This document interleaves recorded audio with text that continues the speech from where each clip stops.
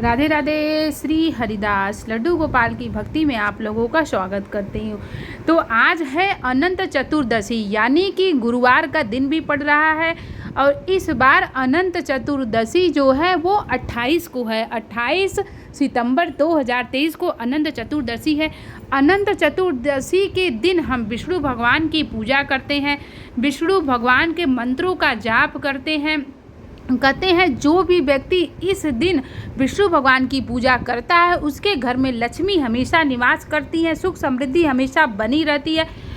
तो अनंत चतुर्दशी की पूजा हमें कैसे करनी है, तो हमें सबसे पहले विष्णु भगवान की जो भी प्रतिमा है उसको स्थापित कर लेना है आपके पास।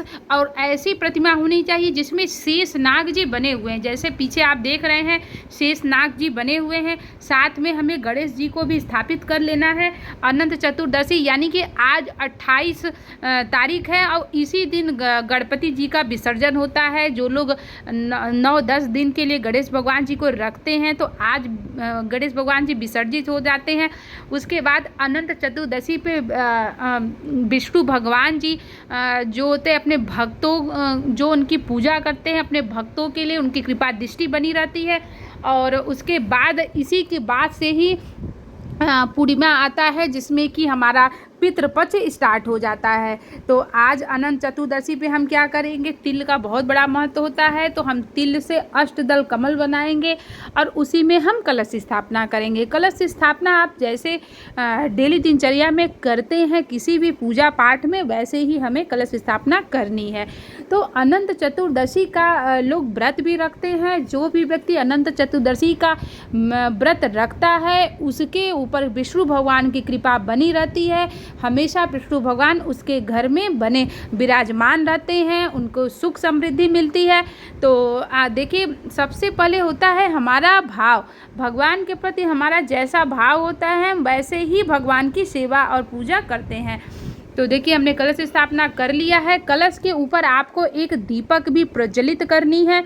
और अनंत चतुर्दशी पे लोग क्या करते हैं, मिट्टी के भी बनाते हैं, जैसे कि पार्थिव शेषनाग बनाते हैं। अगर आपके पास कोई विष्णु भगवान की मूर्ति है तो विष्णु भगवान की आप मूर्ति भी स्थापित कर सकते हैं। और आप चाहे तो 14 दीपक भी जला सकते हैं। तो देखिए 14 दीपक का भी महत्व होता है। बहुत से लोग 14 दीपक भी अनंत चतुर्दशी के दिन जरूर जलाते हैं। तो देखिए विष्णु भगवान जी की उसके बाद हमें कलश स्थापना करने के बाद विष्णु भगवान जी की पूजा करनी है। पूजा जैसे हम करते हैं, पहले हम आचमनी करेंगे, अपने को पवित्र करेंगे, उसके बाद हम विष्णु भगवान जी को जल समर्पित करेंगे। जल समर्पित करने के बाद हम भगवान को विष्णु भगवान को अच्छे से पोंछेंगे, क्योंकि देखिए चंदन लगा होता है, पूजा हम पहले भी करे रहते हैं तो अच्छे से उनको पोंछना है। उसके बाद उस दिन एक तो गुरुवार का दिन भी है, तो इस वजह से हमें पीला चंदन विष्णु भगवान जी को ज़रूर लगाना है।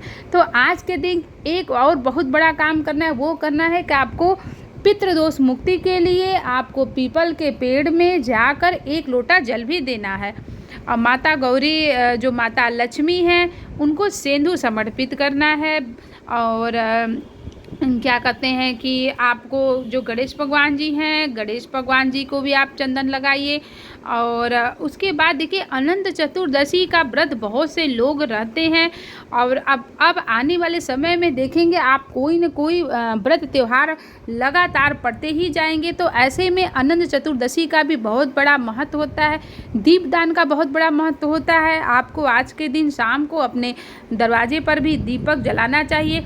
उसके बाद हम दीपक जलाएंगे। कुछ लोग 14 दीपक भी जलाते हैं। बहुत से लोगों को मैंने देखा है कि वो 14 दीपक जलाते हैं। आप भी अनंत चतुर्दशी पे 14 दीपक जला सकते हैं। कहते हैं जो अनंत समय तक यदि आप नरक में नहीं जाना चाहते हैं, आप विष्णु भगवान के वैकुंठ धाम जाना चाहते हैं, तो आप अनंत चतुर्दशी का व्रत जरूर करें। तो हमें दीपक प्रज्वलित कर लेना है। और दीपक प्रज्वलित करने के बाद हमें विष्णु भगवान अनंत चतुर्दशी की कथा भी आपको सुननी है। कथा आप कहीं से भी किताब से पुस्तक से देखकर पढ़कर आप कर सकते हैं। उसके बाद आपको ये 14 बार आपको कलावा लपेटना है और क्योंकि चतुर्दशी है तो हमें 14 बार कलावा लपेट के विष्णु भगवान जी को समर्पित कर देना है। उसके बाद हमें विष्णु भगवान जी को तुलसी दल जरूर मिलना, मतलब कि उनके भोग में होना चाहिए। तो आपको तुलसी दल समर्पित करना है। तो आपको गुड़ हो गया, आज गुरुवार का दिन है तो आप उनको चना गुड़ का भी भोग लगा सकते हैं। आज आपको गणेश भगवान जी को भी चने का ही आपको भोग लगाना है। उसके बाद आप जैसे कि लोग आज तो 14 प्रकार के लोग, बहुत से लोग मतलब मिष्ठान हो गया, भोग हो गया, फल हो गया, लोग 14 प्रकार का समर्पित करते हैं। तो आपके सुविधा अनुसार आपके घर में जो भी है, आपने जो भी बनाया है, आप विष्णु भगवान जी को समर्पित कर सकते हैं। आप पंजरी का भी भोग लगा सकते हैं, हलवे का भी भोग लगा सकते हैं।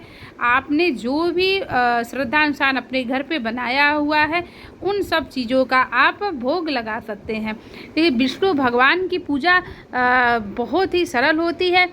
और कोई भी व्रत पूजा को आप जब बहुत ज़्यादा उसमें नियम होते तो आप व्रत पूजा नहीं कर पाते। आप बहुत सरल तरीके से, जैसे मैंने बताया है उस तरीके से आप अनंत चतुर्दशी की पूजा बहुत आसानी तरीके से अपने घर पे विष्णु भगवान जी की प्रतिमा को स्थापित करके आप कर सकते हैं। तो देखिए, इसमें जो सबसे बड़ा महत्व होता है वो यही होता है कि व्रत का, पूजा का होता है, कथा का होता है और दीपदान का होता है। तो आप दीपदान जरूर करें।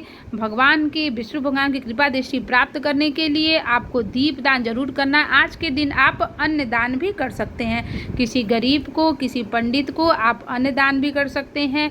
पैसे का भी दान आप ज़रूर करें। तो आप भी अपने घर पे बहुत ही सिंपल तरीके से अनंत चतुर्दशी की पूजा कर सकते हैं। वीडियो अच्छा लगा हो तो आप हमारे चैनल पर ऐसे ही बने रहें।